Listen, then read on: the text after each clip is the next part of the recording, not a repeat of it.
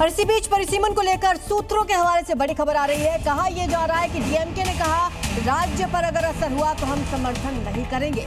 सरकार की तरफ से तस्वीर अभी तक स्पष्ट नहीं है। महिला आरक्षण पर हमारा साथ बिल्कुल रहेगा, लेकिन परिसीमन पर अगर राज्य पर असर पड़ा तो हमारा साथ नहीं मिलेगा, हम समर्थन नहीं करेंगे। सूत्र ऐसा बता रहे हैं कि डीएमके की तरफ से ये साफ कर दिया गया है। डीएमके ने कहा है कि सरकार की तरफ से फिलहाल स्थिति को स्पष्ट नहीं किया गया। और अयोध्या के भव्य राम मंदिर में रामलला के चढ़ावे पर हाथ साफ करने वाले महापापियों पर कानून का शिकंजा पूरी तरह कस गया है। पुलिस रिमांड में आए मुख्य आरोपी टिन्नू यादव और मनीष यादव ने पूछताछ में ऐसे सनसनीखेज राज उगले हैं जिन्हें सुनकर जांच अधिकारी भी दंग हैं। अयोध्या राम मंदिर चढ़ावा चोरी केस में जांच जैसे जैसे आगे बढ़ रही है, वैसे वैसे नए दावों और खुलासों की परतें सामने आ रही हैं। पुलिस रिमांड में पूछताछ के दौरान दोनों आरोपियों ने बताया कि श्रद्धा के इस पवित्र धन से आरोपियों ने प्रॉपर्टी का एक बड़ा साम्राज्य खड़ा कर दिया। काली कमाई को वाइट करने के लिए बाकायदा एक कंस्ट्रक्शन फर्म बनाई गई थी। सूत्रों के अनुसार पूछताछ में मुख्य आरोपी टिन्नू यादव ने कबूल किया कि उसने रामलला के चढ़ावे की चोरी की रकम से शहादतगंज में अपने बेटे रवि यादव के नाम पर कीमती जमीनों को खरीद लिया था। आरोपी इस पाप की कमाई को छिपाने के लिए बाकायदा भंडारे को ढोंग रच रहे थे। टिन्नू की पत्नी के नाम पर चल रही सौंदर्य कंस्ट्रक्शन कंपनी नाम की फर्म को लेकर भी पुलिस के हाथ बड़े सुराग लगे हैं। पुलिस अब स्टेट जीएसटी और अन्य वित्तीय एजेंसियों के संपर्क में है। इन चोरों के बैंक खातों और बेनामी संपत्तियों की कुंडली को खंगाला जा रहा है।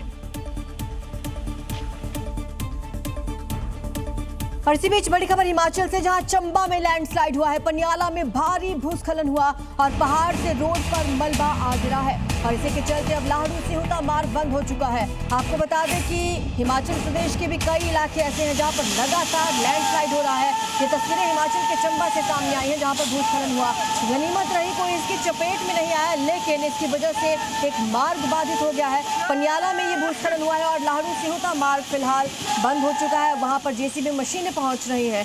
जल्द से जल्द रास्ता खोलने की कवायद शुरू की जाएगी। लेकिन ये खौफनाक तस्वीरें आप देखिए, चंबा के पनियाला से तस्वीरें आई हैं।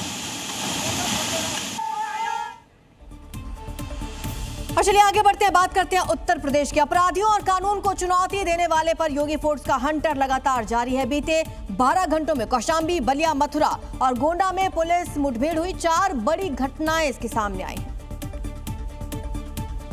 पहली तस्वीर कौशाम्बी की है। 25,000 रुपए का इनामी मोइनुद्दीन उर्फ इरफान योगी फोर्स के शिकंजे में है। आरोपी ने फायरिंग की। जवाबी कार्रवाई में उसके पांव में गोली लगी। उसके पास से तमंचा, कारतूस, नकदी बरामद हुआ है। दूसरी घटना बलिया की। बैरिया थाना क्षेत्र में अंतर्राज्यीय वाहन चोर गिरोह से पुलिस का एनकाउंटर हुआ। एनकाउंटर में एक आरोपी जख्मी हुआ, जबकि 5 बदमाश गिरफ्तार किए गए।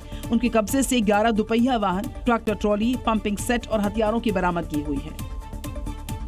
मथुरा में जैत थाना पुलिस और सर्विलांस टीम ने लूट और हत्या के मामले में 3 आरोपियों को गिरफ्तार किया।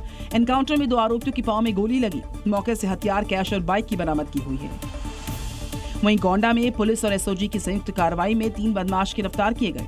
2 आरोपियों के पैर में गोली लगी है। चोरी की गहने और हथियार भी बरामद हुए। बीते 12 घंटे में यूपी पुलिस का ये एक्शन साफ संदेश है कि अपराधियों के लिए सूबे में जगह नहीं है कोई। और राजस्थान के जयपुर में एक पुश्तैनी हवेली से करोड़ों रुपए के खजाने मिलने का मामला सामने आया। हवेली से जुड़े लोगों ने अब ठेकेदार पर खुदाई के दौरान खजाने को गायब करने का आरोप लगाया है। वहीं हवेली से जुड़े लोगों के इस दावे से पूरे पिंक सिटी में सनसनी फैली हुई है। हवेली से जुड़े हुए लोगों ने दावा किया खुदाई के दौरान यहां से ढेरों सोने और चांदी की तिजोरी मिली, जिसे खुदाई में जुड़े लोग अपने साथ ले गए हैं। राहुल सेठी के अनुसार हवेली में खुदाई के दौरान करीब 45 किलो चांदी की सिल्ली, सोने के सिक्के से भरे हुए 14 कलश, साथ ही करीब 10,000 पुरानी चांदी के सिक्के मिले थे। उन्होंने आरोप लगाया कि ठेकेदार ने सारा खजाना साथियों के साथ बांट लिया है। डूबने वाली थी तो तभी हमें मालूम था कि इसमें खजाना है, पर खजाना मिला या नहीं, पर अभी हमें मालूम पड़ा, आज सुबह पेपर में मालूम पड़ा है कि खजाना मिला है। वहीं हवेली से जुड़े हुए लोगों की शिकायत पर पुलिस ने अब इस पूरे मामले में शिकायत दर्ज की है। प्राथमिक जांच में ये तो आया है कि वहाँ इस तरह की एक तिजोरी मिली थी। उसके अंदर कितना सामान था, क्या सामान था, वो अभी जो इसमें आरोपीगण नामजद किए हैं 4-5 लोग, उनको पूछताछ के बाद ही क्लियर हो पाएगा। फिलहाल पुलिस मामले में तफ्तीश कर रही है, जिसके बाद हवेली के खजाने की सच्चाई सबके सामने आ जाएगी।